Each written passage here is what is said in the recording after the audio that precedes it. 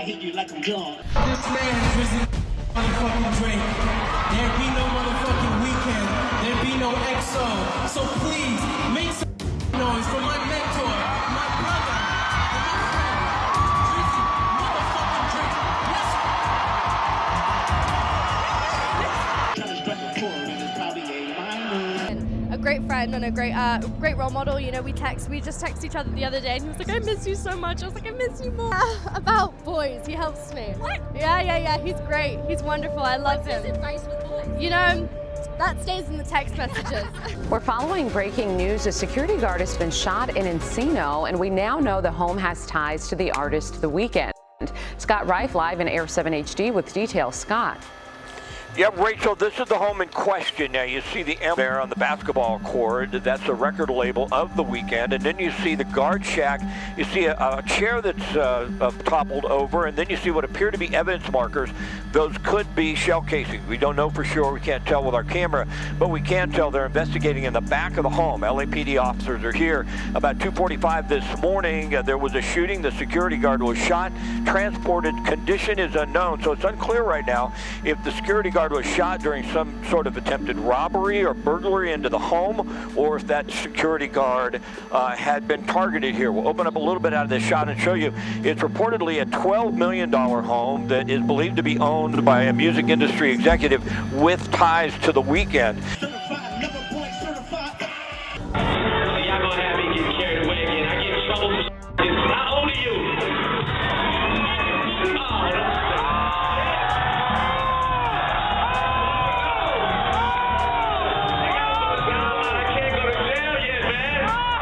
Police confirming a shooting occurred outside the home of Canadian rapper Drake in Toronto. This happening overnight in the wake of an escalating beef between Drake and hip-hop star Kendrick Lamar. This is the scene outside of Drake's home in the city's Bridle Path neighborhood, courtesy of our CTV News chopper. Police say a man sustained serious injuries after a shooting outside that home and was taken to hospital. Police also say a suspect fled in a vehicle, but no description has been released.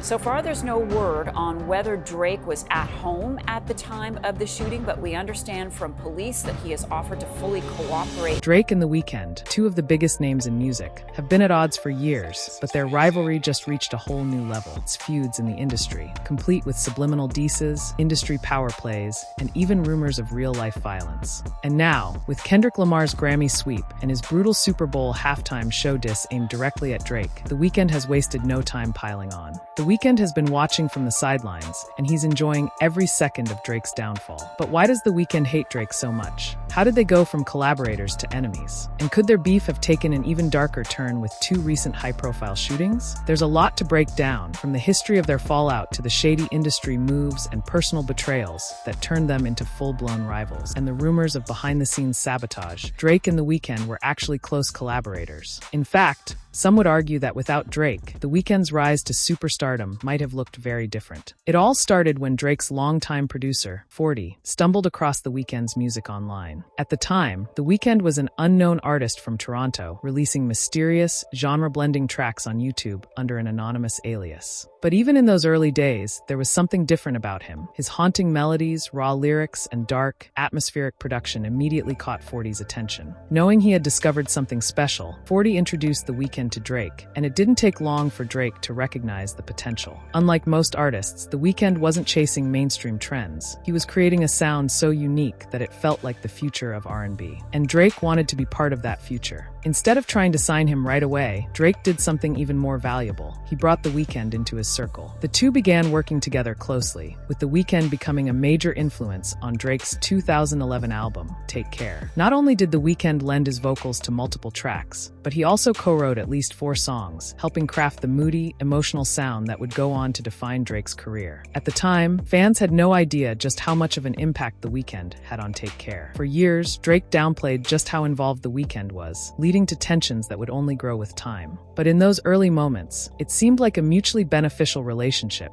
Drake was giving The Weeknd a platform, and The Weeknd was giving Drake a sound. Of course, that dynamic wouldn't last forever, because while Drake saw The Weeknd as the next big OVO artist, The Weeknd had other plans. And that's where everything started to fall apart. At first, it seemed like Drake and The Weeknd were on the path to becoming Toronto's most powerful duo. With their creative chemistry and mutual respect, many assumed it was only a matter of time before The Weeknd officially signed to OVO Sound, Drake's record label. But when the time came to make things official, The Weeknd made a decision that changed everything. He walked away. Despite Drake's early support, The Weeknd refused to sign with OVO, and his reasoning was simple. He didn't want to be stuck in Drake's shadow. Even though OVO had the backing of one of the biggest artists in the world, something was missing. The Weeknd had been paying close attention, and he noticed a troubling pattern. Artists who signed to OVO struggled to break into mainstream success. They got the Drake cosign, but when it came time to establish themselves as independent stars, they never seemed to reach the next level. And The Weeknd wasn't about to let that happen to him. Instead of signing with OVO, The Weeknd made a bold move. He signed with Republic Records, a major label with the resources, industry connections, and global reach that could fully invest in his career. This meant that rather than being just another artist under Drake's umbrella, he would be the main priority of a powerhouse label. Drake, however,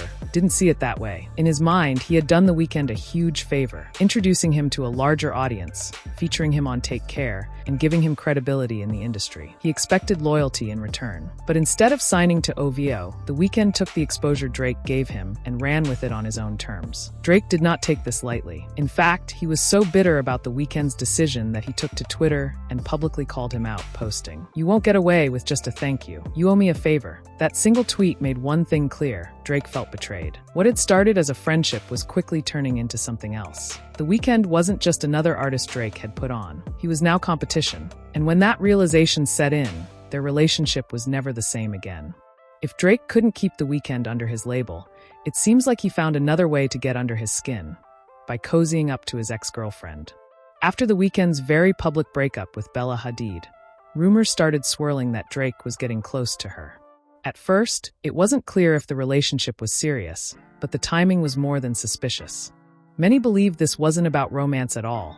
It was about revenge. Drake knew exactly what he was doing. The Weeknd and Bella had been on and off for years, and despite their breakups, they always seemed to find their way back to each other.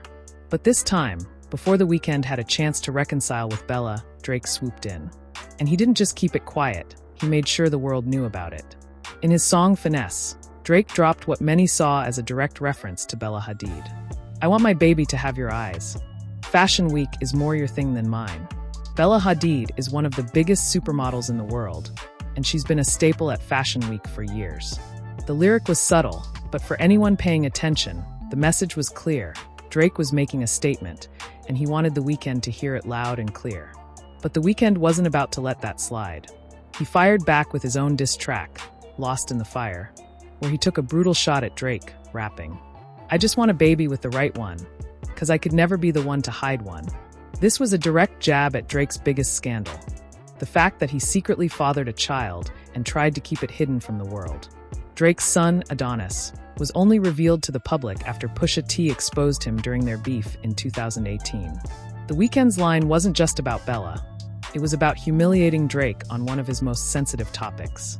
At this point, their feud had gone beyond just music and business. It was now deeply personal. What started as a disagreement over a record deal had now turned into subliminal diss tracks, messy relationships, and a battle for dominance in both the music industry and their personal lives. And things were only getting started. At this point, the tension between Drake and The Weeknd had been simmering for years, but in 2024, things took a dramatic turn. And this time, it wasn't just subliminal shots in music. The feud escalated to the point where Drake allegedly tried to sabotage The Weeknd's music, and soon after, both camps were hit with eerily similar violent incidents. The industry knows that Drake and Metro Boomin are not on good terms, and neither are Future and A$AP Rocky. So when The Weeknd linked up with all three of them on the track, We Still Don't Trust You, it wasn't just a song, it was a power move. This track wasn't just a random collaboration. It featured 4 artists who have all had tension with Drake, coming together on a song with a title that made its message loud and clear. They didn't trust him, and they wanted the world to know. Drake, however, wasn't going to sit back and let this slide. According to Metro Boomin, Drake allegedly tried to block the song from getting radio play. Metro didn't hold back when he exposed this on Twitter. In a since-deleted post, he wrote, "Oh, you ain't like that record? I've been sitting on this email for a month sparing you." The implication was clear. Drake had pulled strings behind the scenes to stop the song from reaching a wider audience. But Metro wasn't afraid to call him out, and by putting this out in the open, he let the world know that Drake wasn't just beefing with Kendrick Lamar. He was now going to war with The Weeknd and an entire roster of heavyweights. And then, things took an even darker turn. Just weeks after the song dropped, violence entered the picture in a way that no one saw coming. Just when it seemed like the beef between Drake and The Weeknd couldn't get any messier, real-life violence entered the equation. Shortly after the release of We Still Don't Trust You, a drive-by shooting took place at the home of The Weeknd's longtime manager, Cash, in Los Angeles. A security guard was shot during the attack but survived. The timing of the incident immediately raised eyebrows. Was this just a coincidence, or was it connected to the ongoing tensions in the music industry? For those unfamiliar, Cash isn't just any manager. He's been with The Weeknd since the beginning of his career and played a key role in his rise to fame. This wasn't just an attack on a random industry executive. It was a direct hit on someone deeply embedded in The Weeknd's inner circle. The details surrounding the shooting were vague at first, but one thing was clear. Someone wanted to send a message. Police reports described the incident as a possible home invasion, but many in the industry weren't buying that explanation. Given the heated tensions between The Weeknd, Metro Boomin, and Drake, speculation quickly started spreading. While no evidence directly linked Drake to the attack, whispers in the industry suggested that his camp might have been involved, either as retaliation for the diss track or as a way to send a warning.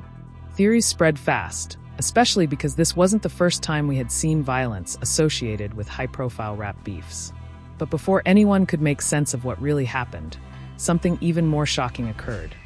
Drake's own mansion in Toronto was targeted in a near-identical attack. Just 2 weeks after the shooting at The Weeknd's manager's home, the unthinkable happened. Drake's own mansion in Toronto was hit in a drive-by shooting. The eerie similarities between the two incidents were impossible to ignore. Just like in the attack on Cash's house, a security guard was shot outside Drake's property. The details of the shooting were just as vague, but the fact that both incidents targeted people in the inner circles of Drake and The Weeknd had people immediately speculating that this was a retaliation hit. Even the media started connecting the dots. News reports described the scene outside Drake's luxurious Toronto estate, confirming that law enforcement was investigating the incident. A police statement revealed that a suspect fled the scene in a vehicle, and while no description had been released, one thing was clear. This was not a random crime. At first, some people wondered if Kendrick Lamar had something to do with it, given his own intense beef with Drake at the time. But as details emerged, Kendrick was quickly ruled out. Instead, the focus shifted straight to The Weeknd's camp. The timeline of events made it seem way too convenient. First, a hit at The Weeknd's side, then a near-identical attack at Drake's mansion? To many, it looked like a clear case of eye for an eye, as if someone wanted to even the score. Of course, there's no proof that The Weeknd had anything to do with it, just like there was no proof linking Drake's camp to the first shooting. But in the world of high-profile rap feuds, not everything leaves a paper trail. With both sides taking massive losses, many assumed this would be the end of the back and forth. But The Weeknd wasn't done yet. Instead of letting things cool down, he took the opportunity to clown Drake publicly, right after Kendrick Lamar's Grammy sweep and Super Bowl diss. With tensions between Drake and Kendrick Lamar at an all-time high, many people initially believed Kendrick had something to do with the attack on Drake's mansion. After all, the two had been locked in one of the most heated rap feuds in recent history, and Kendrick had already made it clear that he was willing to take things to extreme levels, even dissing Drake during the Super Bowl halftime show. The timing of the shooting couldn't have been more suspicious. Drake had been relentlessly dissing Kendrick, and just weeks before the attack, Kendrick completely dominated the Grammys, winning multiple awards for songs that directly took shots at Drake. Some fans wondered, was this another calculated move from Kendrick's camp? However, police quickly cleared Kendrick of any involvement. There was no evidence linking him to the shooting, and those close to him dismissed the idea that he would be involved in something so extreme. While Kendrick was clearly going after Drake lyrically, he had never been associated with street violence. His approach had always been about destroying his opponents through music, not through real-life action. With Kendrick ruled out, the industry's attention immediately shifted to The Weeknd. The fact that Drake's house was attacked so soon after The Weeknd's manager's home was shot up made it seem like a clear case of retaliation. And given the long history of animosity between Drake and The Weeknd, it wasn't hard for people to believe that The Weeknd's camp may have sent a message of their own. Of course, just like with Kendrick, there was no direct evidence linking The Weeknd to the shooting. But in an industry where grudges run deep and power moves happen behind the scenes, people knew better than to believe that this was just a coincidence. With both Drake and The Weeknd now caught up in a dangerous game of subliminals, industry power plays, and real-world consequences, things weren't about to slow down. And The Weeknd made sure to remind Drake of that when he publicly mocked him after Kendrick's Grammy victory. At this point, Drake was already taking major losses. His ongoing beef with Kendrick Lamar had turned into a public humiliation, and now, The Weeknd had joined in on the mockery.